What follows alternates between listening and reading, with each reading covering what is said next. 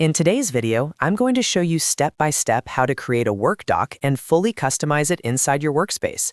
We'll cover how to create a new WorkDoc, how to insert live boards and tasks, how to embed external content, and how to organize everything so your documentation stays clean and professional.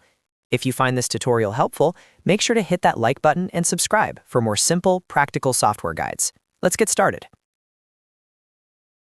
First, let's create a WorkDoc. Start by going to your workspace using the left sidebar. This is where all your main boards, dashboards, and documents live. Once you're inside the workspace, look at the top area and click on the plus Add button. This is where you can create new items within your workspace. From the drop-down options, select New Doc or WorkDoc, depending on what your interface shows. As soon as you click it, you'll be prompted to give your document a name. This could be something like Marketing Plan, SOPs, Client Notes, Project Roadmap, or anything relevant to your workflow. After naming it, the WorkDoc will open automatically in a new tab, and it's ready for you to start editing immediately. Now let's talk about one of the most powerful features, inserting live elements like boards, tasks, and dashboards directly into your WorkDoc. This is what makes WorkDocs dynamic, instead of just static text documents. To insert a live board, simply type a / on your keyboard. This opens the Shortcuts menu. From the list, choose Board. You'll then be able to select any board from your workspace.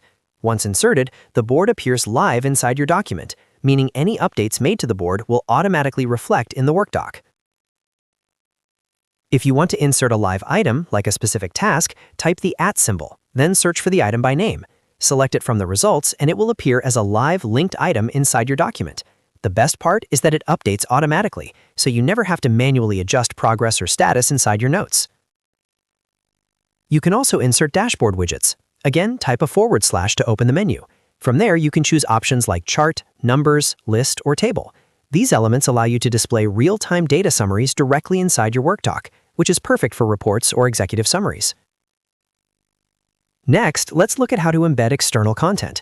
WorkDocs allow you to embed videos, websites, maps, files, and even PDF previews. This is extremely useful if you're building documentation that references outside resources. To embed something, type /embed, then paste your link. This could be a YouTube video, Google Maps link, Luma coding, Figma design, or almost any supported URL.